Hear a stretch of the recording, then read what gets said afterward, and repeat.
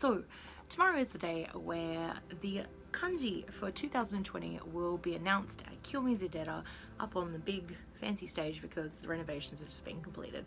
And it's done by the head priest, who uses a giant brush to draw on his giant piece of paper the kanji, which represents or best represents the year that has just kind of passed. And the whole idea is to like cleanse the year, to set up for a brand new year, which goodness knows we need it after the year that we've just had, 2020. Looking forward to saying goodbye to you. So all of this is happening tomorrow, and usually I like to go, I've gone for a couple of years to go and see the ceremony. Usually you can't really see much because it's all closed off for media, but it's kind of interesting to kind of feel like you're a part of it.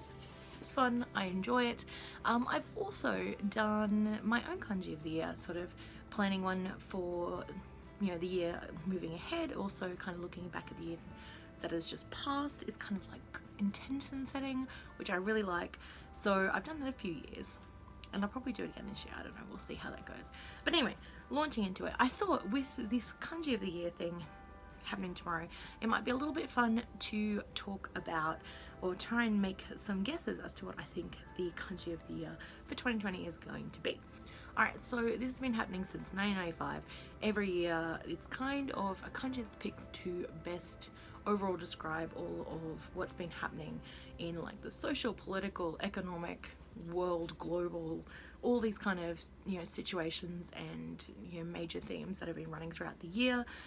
And yeah, there's like a process where you can suggest your own kanji, you can vote for others, and yeah, they come up with kanji and they announce it, and it's kind of a big deal. It's like the news, all the news outlets run it. It's kind of interesting.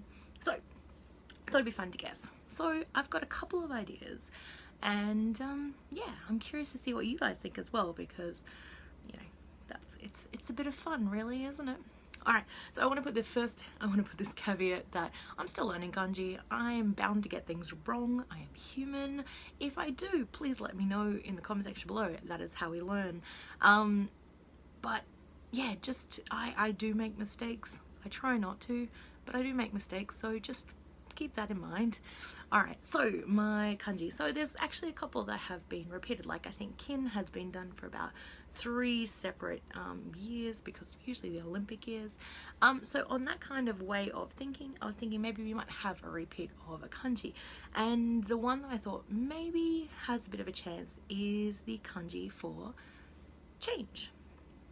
So this kanji can be read in 2 ways. Obviously most kanji can. So we have it is hen, or it also can be kawaru. So this is the kanji for change, and I thought this was a really good representation of, you know, what's happened this year. We've had such a major change to all of our social, our work lives, everything, the way we go about things has changed and is not the same. Nothing we do is really similar to how we've been living prior to the whole COVID-19 situation, and it's been a worldwide thing. We've had change everywhere. We've also had the change of the American president, we've had the change of the Prime Minister in Japan, so I thought maybe that's a really interesting kind of change of the Olympics as well, you know, changing the dates. So I thought maybe that is a likely candidate, who knows. So yeah, that was just my first guess. Alright, moving right along. So obviously COVID-19 has been a major theme throughout the world for 2020. It's been a big one, and on that kind of way of thinking, I thought this kanji might also get picked.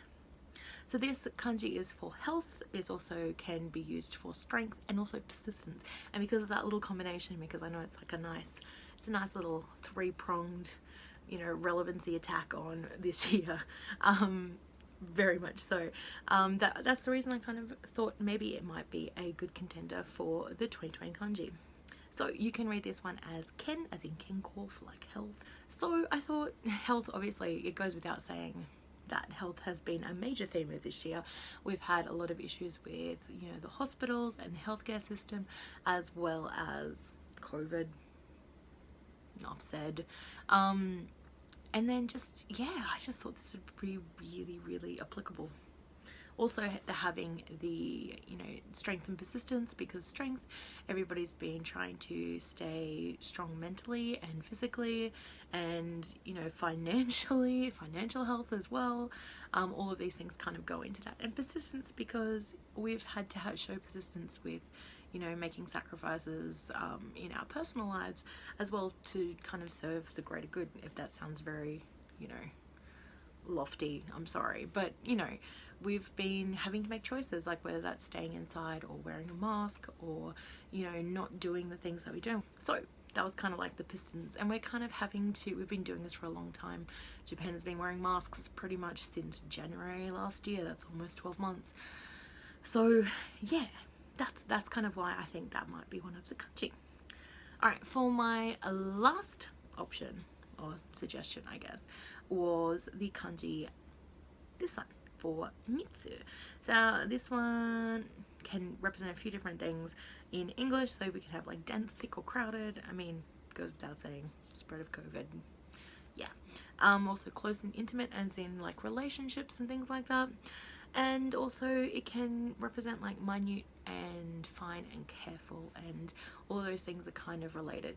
Now the big reason why this came up is the Sun Mitsu, which was Governor Koike, who's the governor of Tokyo. They were her 3 kind of guidelines for how to prevent coronavirus in Tokyo. And this was also voted as the buzzword for 2020 in the recent Karakawa kind of elections or whatever, choices for the buzzword of 2020.